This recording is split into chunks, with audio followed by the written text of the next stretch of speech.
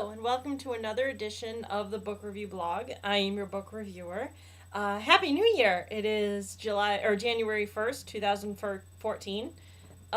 This is too cold to be July. Anyway, I have a kind of New Year's resolution for this book review blog. I've been doing this for about a little over 3 years now, and I have the resolution that this year, 2014, will be the year of Stephen King. I'm going to attempt to do all of his Stephen King books. I have a list here of all of them. Now, I'm aware that I've done those before where I've done a lot of his books already. And what I'm going to do is start at the top, and whatever book I haven't done yet, I'm going to do. So, for example, the first book he ever written was Carrie, and I've already reviewed Carrie. So for today, I'm going to review the next book that he wrote, which was Salem's Lot.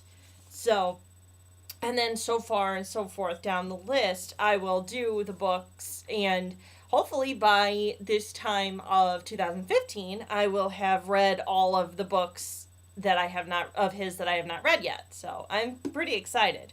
So hopefully those of you who are constant listeners and watchers who like Stephen King will love this, and hopefully those who do not like Stephen King, please forgive me. Anyway, Salem's Lot is a book that primarily focuses on the town of Jerusalem's Lot, which is in Maine. It's a fictional town. It's near Portland, if I'm not mistaken. And it's a small town with a lot of characters.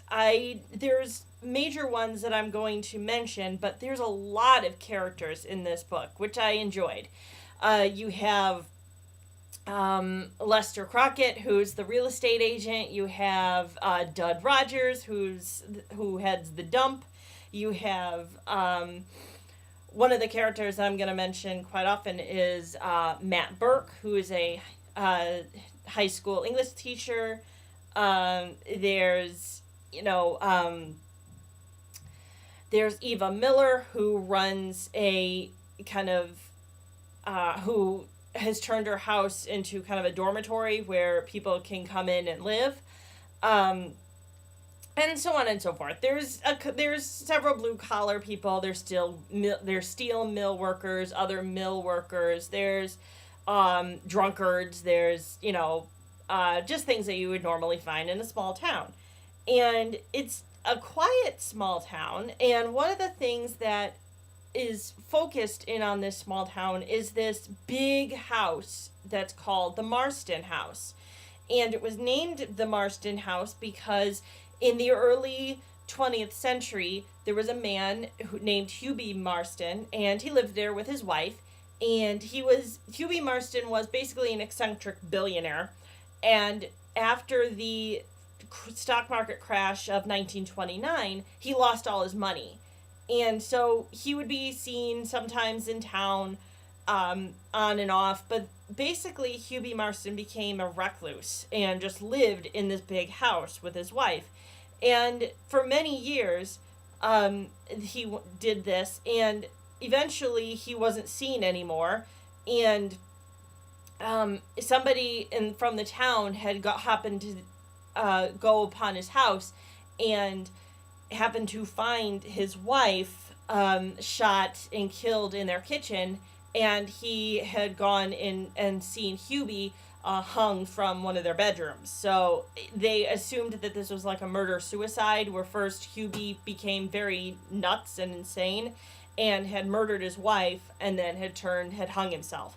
So the Marston House had kind of become, not necessarily like an urban legend, but kind of had become like folklore in the town, and kind of like a big scandal or big news in the town. So children growing up since that happened had always known of the Marston House and things like that.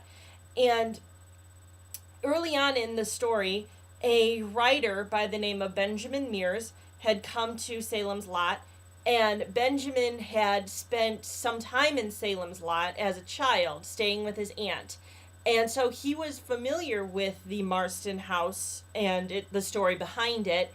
And so he had come to Salem's Lot to write a book about the Marston house and about Salem's Lot in general. And the first time that he's there, he meets a woman named Susan Norton. And, excuse me, I'm going to reposition myself. There you go. And Susan Norton is just a small town girl in her early 20s. Ben is in his early 30s. And they strike up a conversation, and they eventually go out on a date. And eventually, throughout the book, they become romantically involved. And Susan is also, a hometown Salem's Lot girl, so she is also involved and known about the Marston house for a while, and she is kind of with Ben, like, okay, this house is just really creepy, and, there's just things about that I don't like. So, along the times that Ben comes in, first of all, Ben had wanted to rent the Marston house to kind of help him work on his novel, but Lester Crockett, the realtor, as I had mentioned, told Ben that it was already sold. And Ben was kind of surprised by that, because as far as he knew, nobody, and Susan had known, nobody had ever lived in there since Hubie had. So along the lines of the same time that Ben had moved in and that the residents of the Marston house, or the people who lived in Marston house, had moved in, things in Salem's Lot had become weird, and just weird things had started to happen. It started out that brothers, Ralphie and Danny Glick, were walking to a friend of theirs named Mark Petrie, and it was at night, and they had taken kind of a shortcut through the woods, and they were just kind of batting around doing brotherly things, and eventually they noticed that they were being followed, and both boys were attacked on their way to Mark Petrie's. They had not returned, they had not gone there, or they had not ended up there. After the attack, Ralphie is gone, and Danny is severely shocked, or severely shook up because of this attack. And he goes home, and of course Danny's parents are all upset and all worried that Ralphie wasn't with him, and also that Danny has been acting strange. He's been staying home from school, acting very sick, and eventually his parents again become very worried and take him to the hospital, where Danny ends up dying. And along this time frame, other things in this town are going just kind of every day. This is a type of Stephen King book where multiple characters go through their lives at the same time. So you'll hear about a lot of characters just going through their daily lives living in Salem's Lot. So back to the little story. So Danny dies, and he is being buried, and the gravedigger who's burying him is a man named Mike Ryerson. And while he's being buried, Mike is thinking that Danny is lying in the coffin with his eyes open. And usually when people are buried in coffins and buried in the ground, their eyes are closed. But he feels that Danny is looking at him. So he rips open the coffin, and yes, Danny is looking at him. And Danny is not himself, and not dead. So, but you don't know that by then.